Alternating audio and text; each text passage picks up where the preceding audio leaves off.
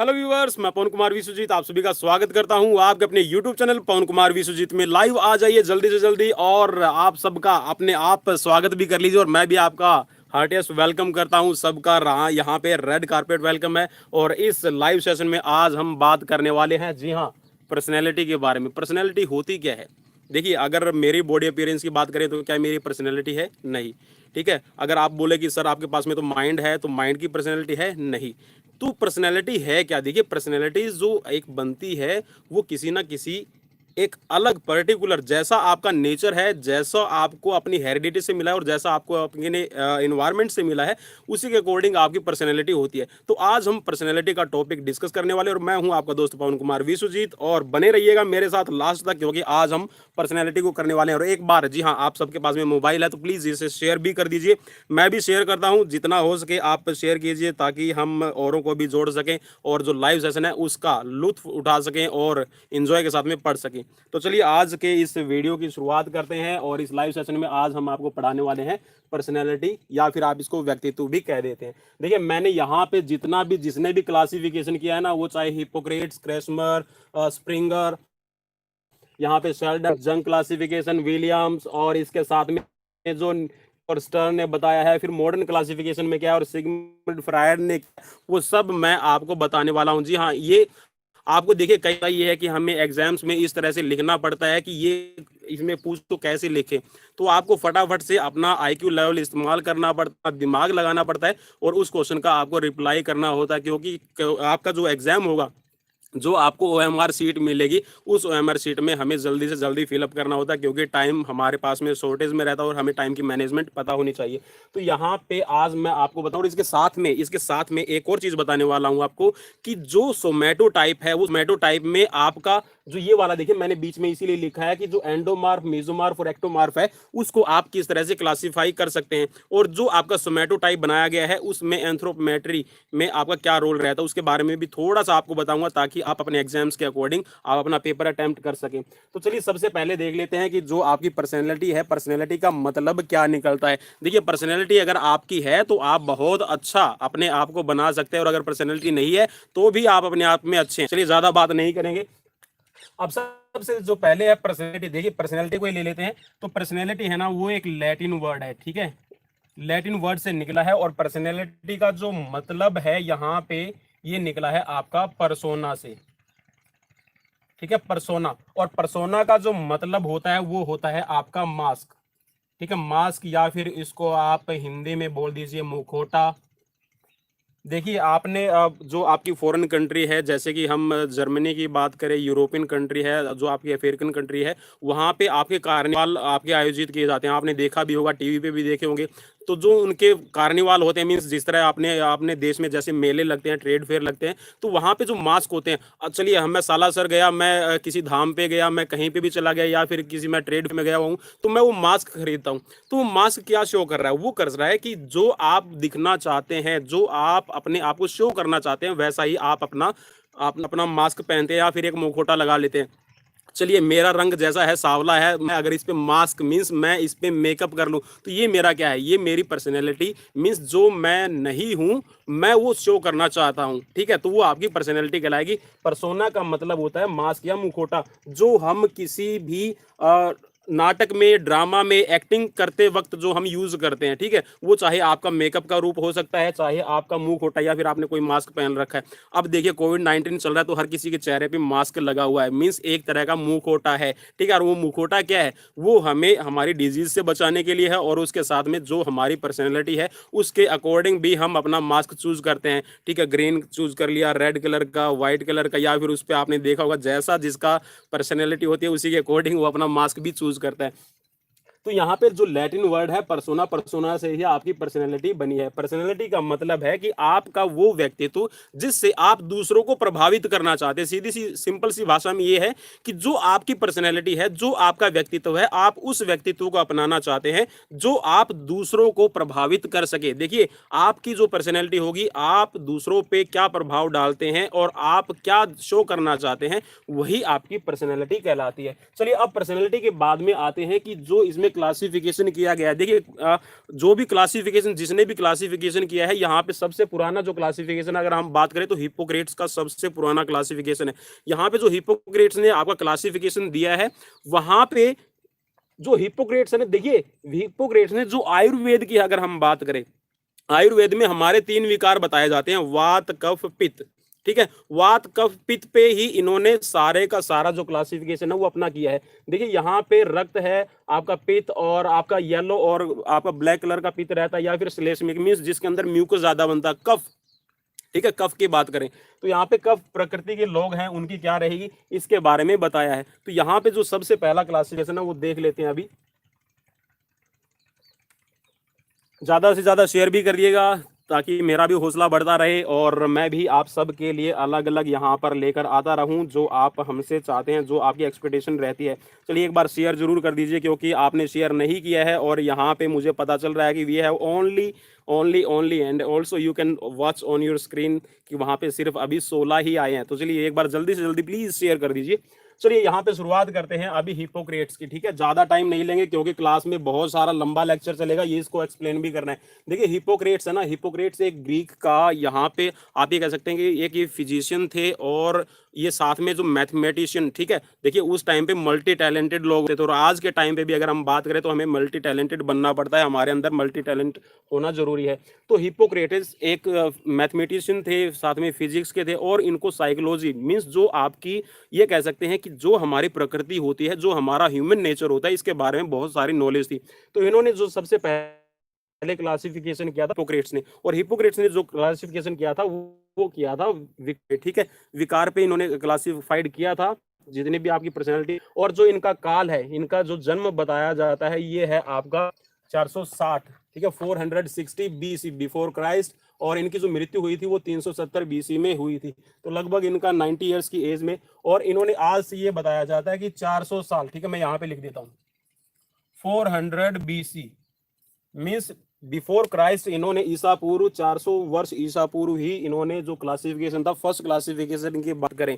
देखिए पहले भी पर्सनैलिटी को समझा जाता था, लेकिन पर्सनैलिटी है क्या, एक्चुअल में पर्सनैलिटी किसको कहेंगे, उसके बारे में जो क्लासिफिकेशन था तो वो फर्स्ट टाइम पे हिप्पोक्रेट्स ने किया था। तो सबसे जो पुराना क्लासिफिकेशन है वो हिप्पोक्रेट्स का ही क्लासिफिकेशन है। अब यहाँ पे बात आती है कि जो हिप्पोक्रेट्स ने क्लासिफिकेशन किया है, पहला है इसमें सैंग्विन। सैंग्विन का मतलब होता है जिसके अंदर ब्लड की मात्रा ज्यादा रहती है।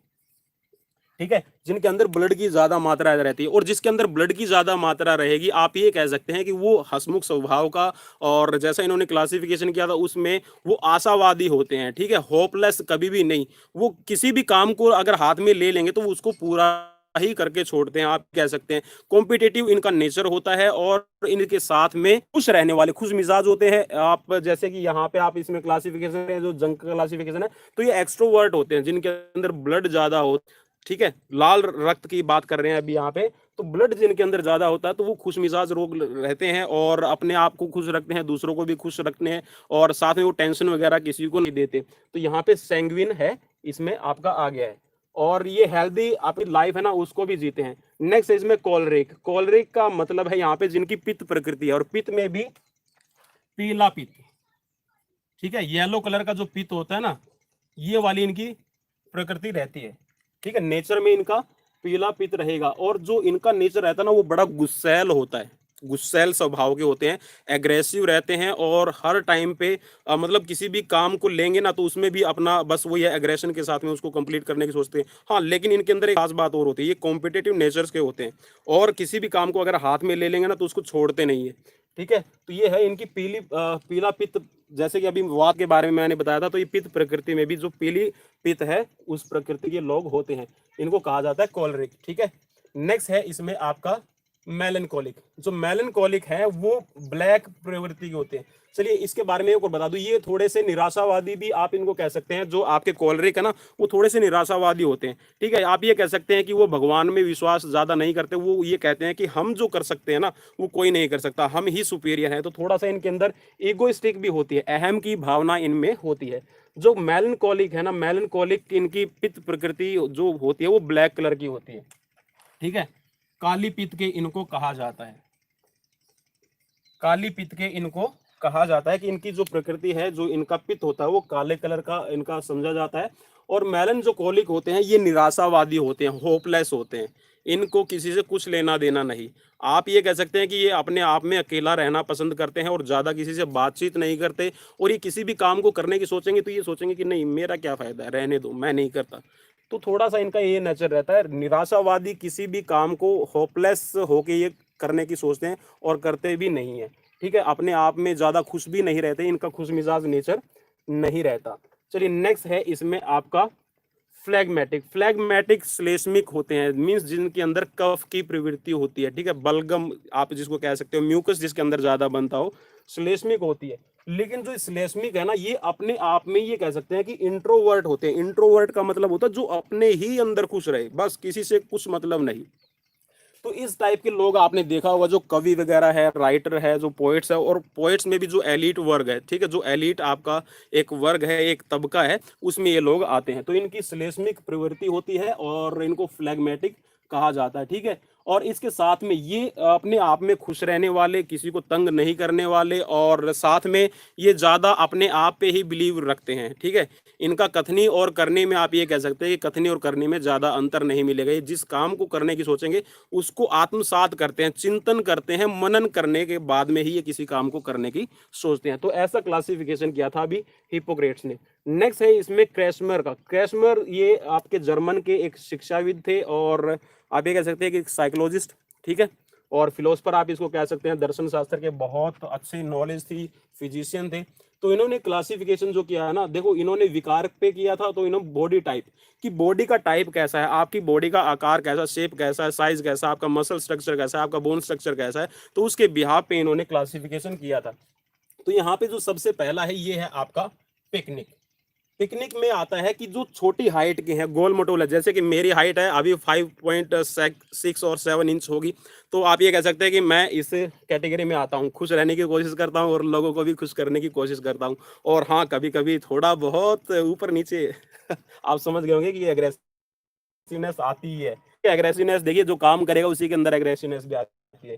चलिए फिर भी आप, मैं ये कह सकता हूँ कि मैं इस कैटेगरी में बिलोंग करता हूँ। लेकिन देखिए हर एक के अंदर अलग अलग क्वालिटीज होती है, तो आपके अंदर क्या हुआ आपको पहचानना है। तो इनकी हाइट छोटी रहती है, खुशमिजाज होते हैं और फूडी होते हैं। फूडी मतलब जीभ का टेस्ट इनको बहुत अच्छा लगता है, खाना खाना खाना। ठीक है, आराम परस्त होते हैं, लेजी होते हैं, चलो भाई ज्यादा काम नहीं करते, बस अपना खुश रहो। ठीक है, तो मेरे जैसा इसका नेचर है। हाइट छोटी मिलेगी, लेकिन इनके अंदर जो फैट डिपोजिटेशन है वो भी ज्यादा रहता है। ठीक है, फैट डिपोजिटेशन इनमें ज्यादा रहेगा, एडिपोज टिश्यूज ज्यादा रहते हैं, और ये अपना वेट भी रिड्यूस करने की कोशिश करते हैं, तो इनका हो नहीं पाता है, क्योंकि इनका जो आप ये कह सकते हैं जो बॉडी स्ट्रक्चर है, इनमें मेटाबॉलिज्म आप कह सकते हैं कि जो इनका सेल्स का मेटाबॉलिक रेट है वो स्लो होता है, इसी वजह से जो वेट है ये लूज नहीं कर पाते। और देखिए जिसको खाना अच्छा लगेगा, जो जीभ का टेस्ट देखता है, सिर्फ अपने जो टेस्ट बड्स को ही चेक करना चाहता है कि मैं कितना खाना खा लूं। एक राजा, मैंने सुना था कि कोई राजा था, वो क्या करता था, खाना खाता था, दबा के खाना खाता था, और एक्चुअल में राजा हुआ है वो, मुझे ये नहीं पता नाम क्या है उसका, लेकिन वो क्या करता, खाना खाता और फिर उसको वोमिटिंग के थ्रू बाहर निकाल देता, वोमिटिंग करता, खाना खाता, वोमिटिंग कर देता, खाना खाता। तो ऐसा इसका नेचर रहता। तो ये जो लोग होते हैं ना, पिकनिक मीन्स फूडी होते हैं, फैटी होते हैं, हाइट में छोटे मिलेंगे, गोल मटोल मिलेंगे, और अपने आप में खुश रहने वाले होते हैं, खुश मिजाज, और बहुत ज्यादा सॉफ्ट स्किन के होते हैं। आप ये कह सकते हैं कि मतलब ज्यादा हार्ड वर्क करने वाले नहीं होते हैं। ठीक है, नेक्स्ट है इसमें आपका एस्थेनिक। एस्थेनिक का मतलब है लंबकाय, मीन्स जो लॉन्गिट्यूडिनल हो। लॉन्गिट्यूडिनल मीन्स जिनकी हाइट बहुत लंबी हो। ठीक है, एज लाइक खली, लेकिन खली का तो चलो बॉडी स्ट्रक्चर ऊपर वाला तो बहुत ज्यादा स्ट्रॉन्ग है, तो लेकिन ये जो है ना, ये मतलब लॉन्गिट्यूडिनल मिलेंगी, मतलब हाइट तो ठीक है मिलेगी, लेकिन जो मसल्स का स्ट्रक्चर होता है वो बिल्डअप नहीं होता। इनके जो मसल्स के फाइबर होते हैं वो बिल्डअप नहीं होते। ठीक है, और ये हमेशा अपने आप में ही आप ये कह सकते हैं कि वीक होते हैं। देखिए जिसकी मसल्स नहीं होगी वो तो वो वीक भी होगा। अगर हम स्पोर्ट्स की बात करें तो ये एंड्योरेंस वाले प्लेयर भी आप इनको कह सकते हैं कि जिनके अंदर एंड्योरेंस वर्क ज्यादा हो। और इनका मेटाबॉलिक रेट है ना, लंबकाय मीन्स जो आपका एस्थेनिक है, ये वीक तो होते हैं लेकिन इनका मेटाबॉलिक रेट बहुत फास्ट होता है। ठीक है, अपने आप में खुश रहने वाले होते हैं, और इनका ब्लड आप ये कह सकते हैं कि अग्रेसिव, इनके अंदर एग्रेसिवनेस नहीं होती। ठीक है, एग्रेसिवनेस इनके अंदर कम मिलेगी, हाइपर कभी भी नहीं होते हैं, और अपने आप में लोनलीनेस मतलब अकेलापन इनको बहुत अच्छा लगता है, अपने आप में मस्त रहने वाले मिलेंगे, दूसरे को ज्यादा तंग करने वाले नहीं। लेकिन एक और खास बात है इसमें कि जो इनके अंदर माइंड की अगर हम बात करें ना, टैलेंट की बात करें, ब्रेन की अगर बात करें, तो ब्रेन इनमें सबसे ज्यादा होता है। ठीक है, ब्रेन के मामले में ये सबसे ज्यादा, और अपने आप में ये चिंतन करने वाले, ठीक है, अपने आप में सेल्फ एक्सपेरिमेंट करने वाले ये होते हैं। नेक्स्ट है आपका एथलेटिक्स। एथलेटिक्स का जैसे आपको सबको नाम पता है, एथलेटिक्स में होता क्या है, जिसकी मसल ज्यादा स्ट्रांग मिलेगी, है ना, तो जिसकी मसल मतलब ये वाली बॉडी सबसे ज्यादा स्ट्रांग मिलेगी और हाइट भी ठीक मिलती है। आप इनको ये कह सकते हैं कि ये थोड़े से रेक्टेंगुलर टाइप के होते हैं। रेक्टेंगुलर मींस हाइट भी है और साइज भी है। इसके साथ में जो इनका नेचर होता है ना, वो एक्सट्रोवर्ट होता है। एक्सट्रोवर्ट, अपने आप में खुश रहने वाले, दूसरों को भी खुश करने वाले, बातों में होते हैं, और ज्यादा हार्ड वर्क करने वाले होते हैं, अपने आप में मस्त रहने वाले होते हैं। और अगर मतलब ये किसी के इमोशंस को भी ज्यादा हर्ट नहीं करते, ठीक है, दूसरे को खुश रखने की कोशिश करते हैं और अपने आप भी खुश रहते हैं। और ये सोशलिस्ट भी बहुत होते हैं, सामाजिक बहुत होते हैं, समाज में रहने वाले, समाज की हर एक बात को समझने वाले इनका नेचर होता है। नेक्स्ट है आपका इसमें डिस्प्लास्टिक। डिस्प्लास्टिक इनका सबका मिक्स आ जाएगा। ये जो है ना आपका पिकनिक है, एस्थेनिक है और आपका एथलेटिक, इनका ये मिक्सअप होता है। ये असाधारण भी आप इनको कह सकते हैं। इनका नेचर सबका मिलता जुलता इनका नेचर मिलेगा। ठीक है, इनके अंदर जो क्वालिटीज होती है ना डिस्प्लास्टिक के अंदर, वो इनका मिक्सअप होता है। ठीक है, नाटा भी हो सकता है, एस्थेनिक भी हो सकता है और वो एथलेटिक भी हो सकता है। तो ये तीनों आपके डिस्प्लास्टिक में होती है। तो ये क्रेसमर ने क्लासिफिकेशन किया था, जो जर्मन के एक साइकोलॉजिस्ट थे, दर्शन शास्त्री थे। नेक्स्ट है यहाँ पे स्प्रिंगर का। जो स्प्रिंगर था, उन्होंने जो क्लासिफिकेशन किया था वो किया था सोशोलॉजिकल। सोशोलॉजी मीन्स जो समाज में जैसे लोग रहते हैं उनके अकॉर्डिंग इन्होंने क्लासिफिकेशन किया है। और यहाँ पे जो इन्होंने क्लासिफिकेशन किया है उसमें इन्होंने हर एक चीज को कैटेगराइज किया है।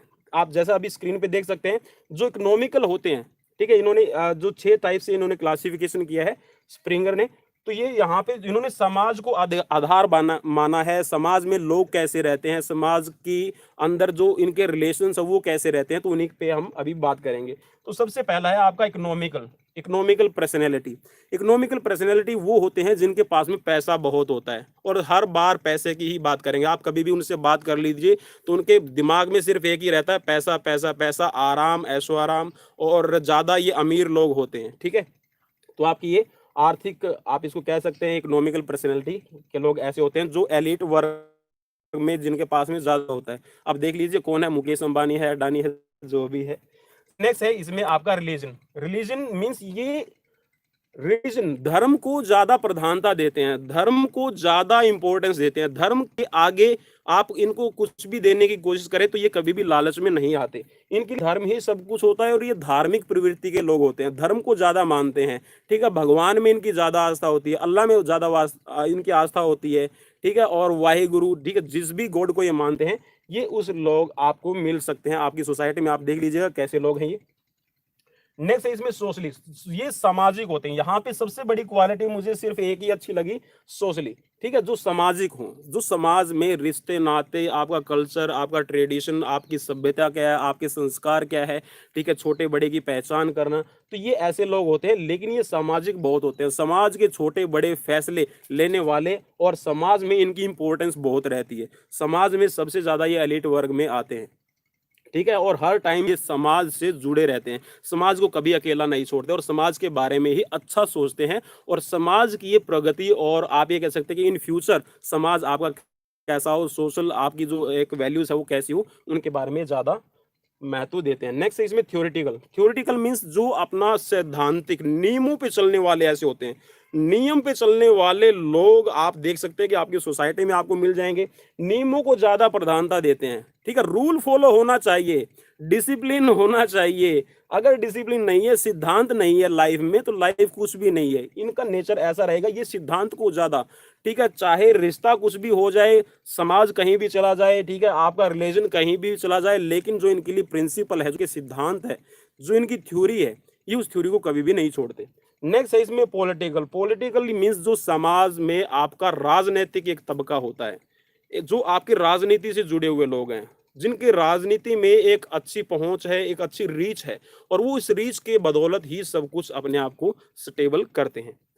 ठीक है, नेक्स्ट है आपका एस्थेटिक, एस्थेटिक में कलात्मक, जिनके अंदर कला होती है, जिनके अंदर आर्ट होती है। अब आर्ट में देख लीजिए, कोई डांसर हो सकता है, कोई अच्छा एक्टर हो सकता है, कोई अच्छा ड्रामा करने वाला हो सकता है, कोई मेरी तरह हो सकता है, ठीक है, कोई आपकी तरह हो सकता है, आपकी तरह भी हो सकता है, ठीक है। तो कला जिसके अंदर है, पोएट हो सकता है, राइटर हो सकता है, ठीक है, जो समाज की बातों को, इन सभी बातों को अपनी कला में सजो ले, अपनी कला में बटोर ले, वो होते हैं आपके कलात्मक, ठीक है। वो कोई भी हो सकता है, ठीक है, आपका किसी भी तरह का हो सकता है, सिंगर हो सकता है, पॉप सिंगर हो सकता है, राइटर हो सकता है, आपका पोएट हो सकता है, ठीक है। तो ये आ जाएंगे आपके एस्थेटिक में। अब बात करते हैं, मैं इनको अभी बाद में लूंगा क्योंकि ये आपके यहाँ पे समझने वाली चीजें हैं, इनको भी मैं समझाऊंगा क्योंकि इसमें सोमैटोटाइप यहाँ पे आ जाएगा। शेल्डन का जो क्लासिफिकेशन और जो जंग का क्लासिफिकेशन है वो आपका सोमैटोटाइप पे डिपेंड करता है। नेक्स्ट यहाँ पे विलियम्स जेम्स ने जो क्लासिफिकेशन किया है ना, वो किया है आपका दो तरह का क्लासिफिकेशन उन्होंने दिया है। एक है आपका कोमल हृदय का और एक है आपका कठोर हृदय का, सेल्फ माइंडेड और टफ माइंडेड।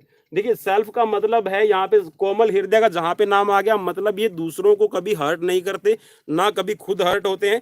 दूसरे ये लोगों के साथ में मिलजुल कर रहने वाले होते हैं और दूसरों की फीलिंग्स को भी बहुत ज्यादा इंपॉर्टेंस देते हैं। दूसरों की फीलिंग्स में ये अपनी खुशी ढूंढते हैं, ठीक है। और ये हमेशा समाज के साथ में जुड़े हुए रहते हैं, समाज में इनका लगाव होता है और ये ज्यादा आशावादी होते हैं। इनके अंदर होप, इनके अंदर जो एक कहते हैं ना कॉन्फिडेंस लेवल है, वो भी अच्छा होता है और ये दूसरे को भी कॉन्फिडेंस देते हैं। नेगेटिव कभी भी नहीं सोचते, ना नेगेटिव ये काम करेंगे, सकारात्मक सोच के ये होते हैं। और भगवान, ठीक है, प्रकृति है, नेचर है, इसमें विश्वास रखने वाले होते हैं। नेक्स्ट है आपका टफ हार्टेड, ठीक है। जो टफ हार्ट के मीन्स जो कठोर हृदय के है, मीन्स आप ये कह सकते हैं जैसे आप मुझे बोलो अरे आप तो बहुत कठोर हृदय के हो, ठीक है, आपको तो कुछ समझ में नहीं आता, आप तो किसी की फीलिंग्स को ही नहीं समझते। तो ये ऐसे लोग होते हैं, भगवान में इनका ज्यादा विश्वास नहीं होता, निराशावादी होते हैं, एग्रेसिवनेस इनके अंदर ज्यादा होती है और अपने आप से भी ये खुश नहीं रहते, ठीक है, अपने आप से भी ज्यादा खुश नहीं रहते। और ये क्रिटिसाइज करने वाले बहुत होते हैं, क्रिटिसाइज, हर एक बात को क्रिटिसाइज करके देखते हैं कि हाँ ये बात ऐसी नहीं, ये बात ऐसी होनी चाहिए थी। तो इनका नेचर कुछ ऐसा रहेगा कि ये अपने आप को कठोर हृदय का बना लेते हैं, मीन्स निर्दयी है एक किस्म से, ठीक है। ये किसी के ऊपर दया, फीलिंग्स, इनको कॉन्डोलेंस, इससे कोई मतलब नहीं होता, सिंपथी वगैरह इनके अंदर होती ही नहीं है, ठीक है। नेक्स्ट है आपका न्यूमैन और स्टर्न ने जो क्लासिफिकेशन किया है, इन्होंने दो तरह का किया है। एक तो है आपका विश्लेषणात्मक, मीन्स जो आपको लॉजिकल बताए, और एक आपका संश्लेषणात्मक, ठीक है। तो ये दो तरह के व्यक्ति हैं। विश्लेषण में है कि ये किसी भी बात को ना लॉजिक पे तोल के परख के फिर ही आगे बढ़ते हैं, ठीक है। इनका जो मतलब ये अपनी तर्क शक्ति का प्रयोग करते हैं हर एक बात में, और ये डीप तक जो गहराई है उस गहराई तक बात को समझते हैं। आशावादी भी होते हैं और उसके साथ में ये किसी भी बात को अगर सोचते हैं या फिर किसी बात के बारे में कोई भी डिसीजन लेते हैं तो ये बहुत सोच समझकर और साइंटिफिक तरीके से चलने वाले होते हैं, सैद्धांतिक होते हैं। और उसके साथ में इनके अंदर आशा बहुत होती है, कॉन्फिडेंस लेवल बहुत रहता है और हर किसी को साथ लेके चलने वाले होते हैं।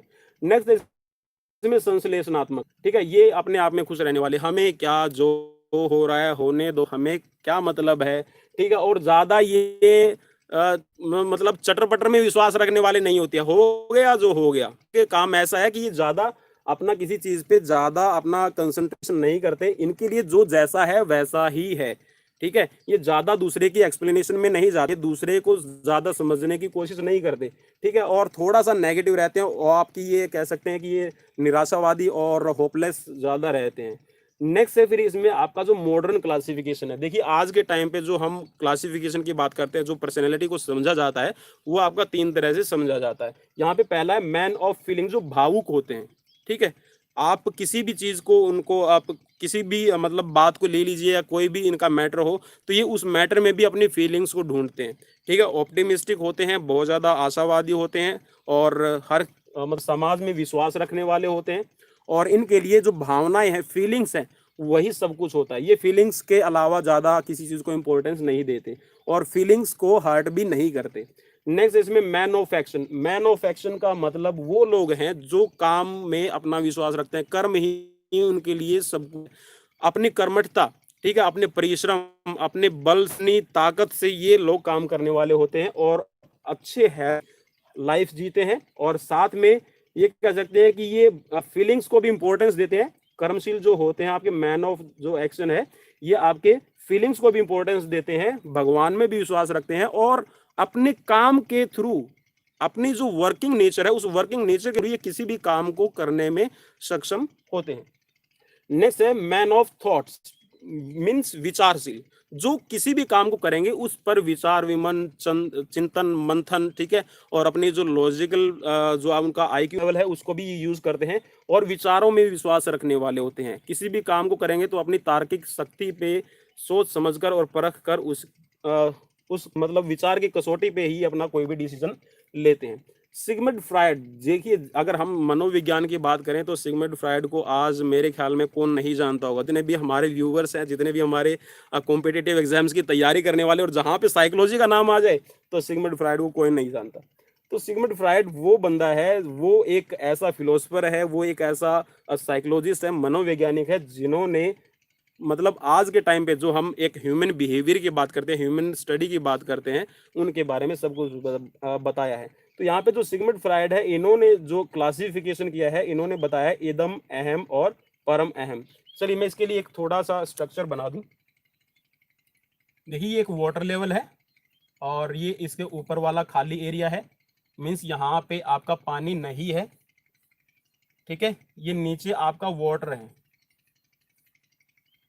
और यहाँ पे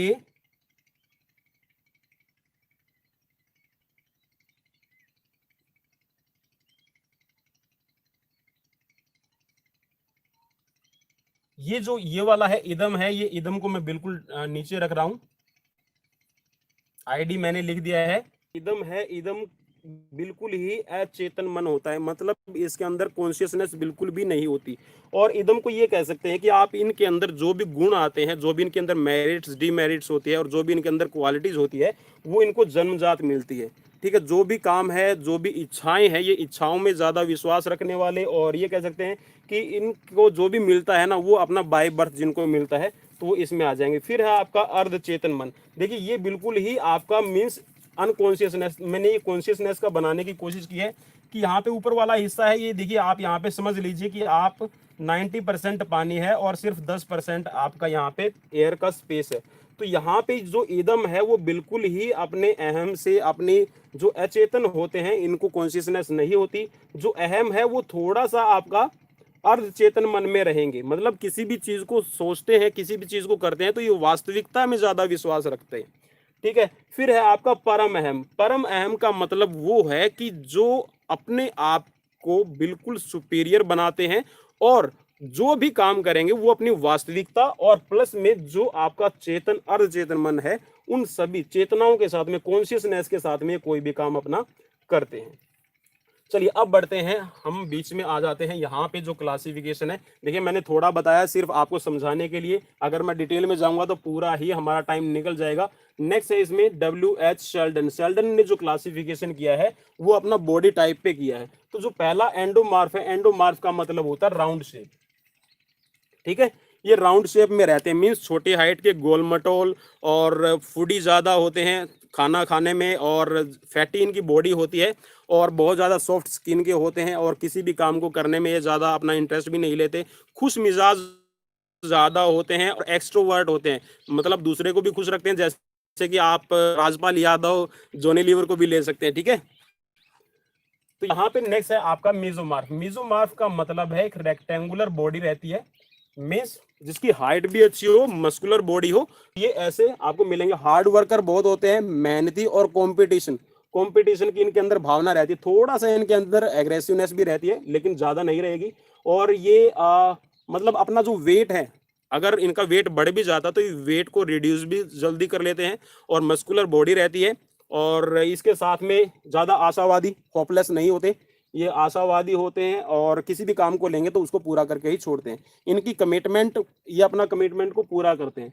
एक्टोमार्फ वो होते हैं जो लॉन्गिट्यूडनल होते हैं, ठीक है, जिनकी हाइट तो ज्यादा मिलेगी लेकिन दुबले पतले होते हैं, दुबले पतले होते हैं, और ये अपनी फीलिंग्स को किसी के साथ में शेयर नहीं करते। जैसे कि आपका जो मेसोमार्फ है और जो एंडोमार्फ है ना, वो अपनी फीलिंग्स को, अगर उनके पास में कोई खुशी की बात होगी तो वो भी दूसरों के साथ में शेयर कर देंगे। लेकिन जो ये वाले होते हैं ना, ये दूसरों के साथ में, क्राउड में ज्यादा इनको अच्छा नहीं लगता, अकेलापन बहुत पसंद है, ठीक है। और ये अपनी फीलिंग्स भी किसी के साथ में शेयर नहीं करते। इनको ये लगेगा कि अगर मैंने अपनी फीलिंग्स किसी के साथ में शेयर की तो ये मेरा मजाक उड़ा सकता है। तो ये क्राउड में, ये आप ये कह सकते हैं हेजिटेशन इनके अंदर ज्यादा होती है, और हाइपर भी ज्यादा रहते हैं। और इनके अंदर आप ये कह सकते हैं कि जो थोड़ा सा ये भी रिस्क रहता है कि ये जल्दी ही इनको ऐसी प्रॉब्लम है या कोई डिजीज है वो हो सकती है। और ये मोटा होने की कोशिश भी करेंगे तो भी ये मोटा नहीं हो पाएंगे। ठीक है, यहाँ पे देखिए एंडोमार्फ, अगर मैं यहाँ पे स्पोर्ट्स के अकॉर्डिंग अगर इसका क्लासिफिकेशन करूँ तो यहाँ पे जो एंडोमार्फ होते हैं वो जिम्नास्टिक मीन्स जो फास्ट मूवमेंट वाले काम है, जैसे कि जिम्नास्टिक के जो प्लेयर होते हैं उनकी हाइट है, वेट लिफ्टर हैं, ठीक है, तो वो आपके एंडोमार्फ में आ जाएंगे। ठीक है, और इसके साथ में आप थोड़ा सा जो सुमो प्लेयर होते हैं, रेसलर जो होते हैं, वो आपके एंडोमार्फ में आप इनको रख सकते हैं। एथलेटिक्स में जो आपका मेसोमार्फ में आप एथलेटिक्स में जो रनिंग वाले जो जिनके अंदर आपको स्पीड चाहिए होती है, स्ट्रेंथ चाहिए होती है, वो यहाँ पे प्लेयर आपको देखने को मिल सकते हैं जो 100 मीटर 400 मीटर के स्प्रिंटर है।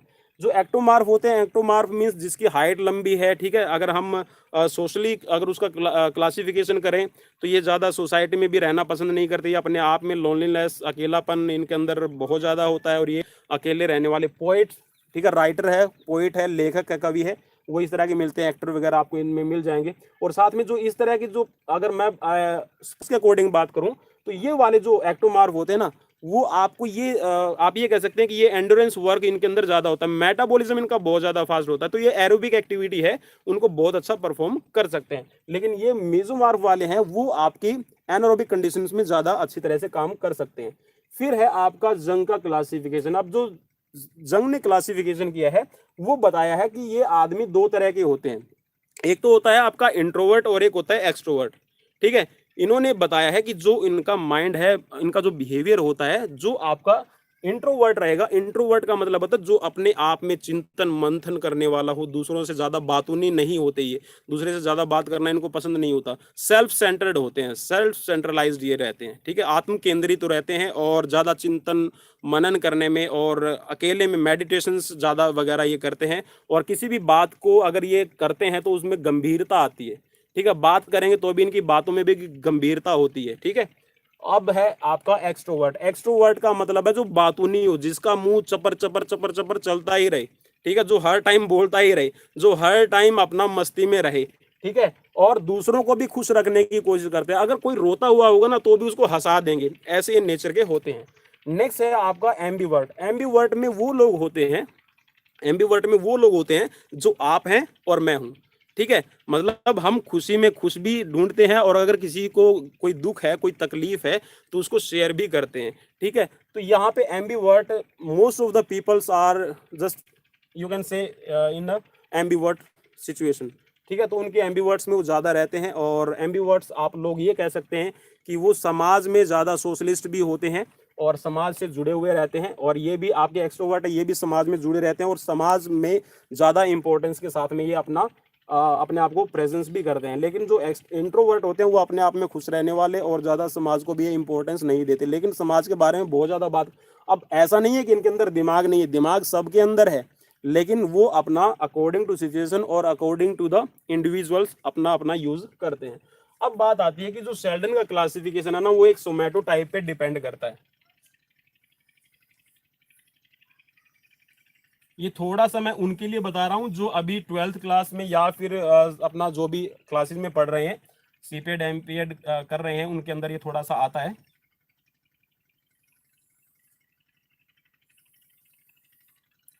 तो ये कुछ इस तरह का आपका एक सोमैटो टाइप का स्ट्रक्चर रहता है। यहाँ पे जो इस साइड में रखा जाता है, इसमें रखा जाता है आपका एंडो क्वालिटी को। यहाँ पे एंडोमार्फ होते हैं आपके। तो मार्फ की जो पॉइंट्स होते हैं ना, अब ये होता है कि सोमैटो टाइप ये किस प्रिंसिपल पे काम करता है। तो सोमैटो टाइप है वो हमारे एंथ्रोपोमेट्री, हमारे जो हाइट वेट मेजरमेंट्स है, बॉडी फैट कितना है, मसल्स मास कितना है, तो इन पे डिपेंड करता है, और नेचर पे भी डिपेंड करता है। ठीक है, आपका बिहेवियर कैसा, तो उनके अकॉर्डिंग यहाँ पर पॉइंट्स दिए जाते हैं। तो जो एंडोमार्फ है ना, एंडोमार्फ गोलमटोल होते हैं, तो इनके अंदर इनकी रेटिंग जो दी जाती है वो 1 to 7 दी जाती है, 1 से लेके 7 तक दी जाती है। तो यहाँ पे जो इसको रेटिंग दी गई है, ये दी गई है 711। मतलब कि इसके अंदर जो क्वालिटी है एंडोमार्फ की, वो 7 क्वालिटीज इसके अंदर खुद है, और यहाँ पे 1 क्वालिटी आपकी मेसोमार्फ है 171, और ये रहता है आपका 117। कई बार ये पूछ लिया जाता है एग्जाम्स में कि जो ये क्वालिटीज हैं एंडोमार्फ को कितनी रेटिंग दी जाती है। तो एंडोमार्फ को जो रेटिंग दी जाती है वो 711 की रेटिंग रहती है। जो मेसोमार्फ है, मेसोमार्फ मेसोमॉर्फ की जो रेटिंग रहती है वो 171 होता है, और जो आपके एक्टोमॉर्फ है, एक्टोमॉर्फ की जो रेटिंग दी जाती है वो आपकी 117 रहती है। मींस जो इसकी खुद की क्वालिटी है, इसके अंदर 7 क्वालिटी इसकी खुद की है, और एक क्वालिटी मेसोमॉर्फ की है, और एक क्वालिटी इनके अंदर मिलती है एक्टोमॉर्फ की। जो मेसोमॉर्फ है इनके अंदर जो 7 क्वालिटीज है, जो टॉप परफॉर्मेंस की बात करें तो यहाँ पे 7 क्वालिटीज इसकी मेसोमॉर्फ की खुद की रहती है, एक क्वालिटी इसके अंदर एंडोमॉर्फ की, और एक क्वालिटी है वो रहेगी आपकी एक्टोमॉर्फ की। एक्टोमॉर्फ इसका अपोजिट हो जाएगा। अब एक्टोमॉर्फ में जो एंडोमॉर्फ की एक क्वालिटी रहती है, मेसोमॉर्फ की एक क्वालिटी रहेगी, और एक्टोमॉर्फ की इसकी खुद की 7 क्वालिटीज रहती हैं। अब यहाँ पे जो एलीट इसका अगर बात करें तो यहाँ पे जो इस कैटेगरी में आएंगे, यहाँ पे आपके जो प्लेयर होते हैं वो आपके एथलेटिक्स, ठीक है, आपके यहाँ पे थ्रोअर, रेसलर आपको मिल सकते हैं। यहाँ पे रेसलर मिलेंगे, और जो ये वाला एरिया है, ये वाला एरिया, यहाँ पे आपको सूमो प्लेयर मिलेंगे। सूमो प्लेयर मींस जिनके अंदर ज्यादा हैवी वेट रहती है। जो सूमो रेसलिंग करते हैं उनके अंदर हाइट भी रहती है, लेकिन उसके साथ में जो बॉडी वेट है, फैट परसेंटेज है, वो ज्यादा रहता है, मसल्स भी इनके अंदर होती है। यहाँ पे जो मेसोमॉर्फ की बात करें, यहाँ पे आपके स्प्रिंटर,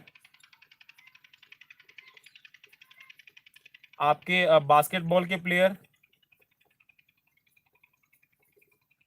और इसके साथ में आपके जो हैंडबॉल या फिर जितने भी आपके हॉकी है, फुटबॉलर है, वो आपकी इस क्वालिटी में आ जाते हैं। ठीक है। अब जो एक्टोमॉर्फ है, एक्टोमॉर्फ में आपके, और यहाँ पे अगर मैं बात करूँ ना, यहाँ वाला, ये वाला एरिया है, ये यहाँ पे आपके जिम्नास्टिक के प्लेयर भी हो सकते हैं इस एरिया में। ठीक है। यहाँ पे आपके सुमो के साथ में जो जिम्नास्ट प्लेयर है, क्योंकि उनकी हाइट छोटी होती है, मसल्स भी होती है, तो जिम्नास्टिक की एक्टिविटी भी अपना करते रहते हैं। जो एक्टोमॉर्फ होते हैं वो आपकी ये कह सकते हैं कि इनके अंदर एंडोरेंस ज्यादा होता है, एंडोरेंस इनके अंदर ज्यादा मिलेगा, एंडोरेंस एक्टिविटीज को ये ज्यादा परफॉर्म कर सकते हैं। और एंडोरेंस के साथ में जो दूसरी एक्टिविटीज है जिनके अंदर आपका मेटाबॉलिक रेट की वजह से आपको ज्यादा एनर्जी की जरूरत पड़ती है, तो ये ज्यादा यहाँ पे परफॉर्म कर सकते हैं। जो एंडोरेंस लॉन्ग डिस्टेंस रनिंग की अगर हम बात करें तो यहाँ पे वो आपके मिल सकते हैं। तो सोमैटो टाइप आपका जो काम करता है वो एंडोमॉर्फ, मेसोमॉर्फ और आपका एक्टोमॉर्फ पे डिपेंड करता है। एंडोमॉर्फ की जो क्वालिटी दी जाती है वो दी जाती है आपकी 711, और जो आपका मेसोमॉर्फ है, मेसोमॉर्फ की दी जाती है 171, और एक्टोमॉर्फ के लिए होती है आपकी 117। तो ये याद रख लीजिएगा, कभी ना कभी आपको एग्जाम्स में ये पूछी जा सकती है।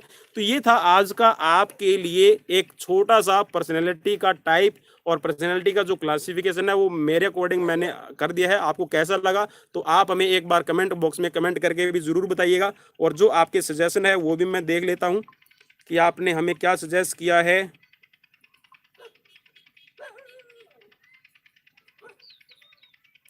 चलिए, तो ये था आज का क्लासिफिकेशन। आप सब ने good morning, good afternoon, good evening, good evening, good evening, nice.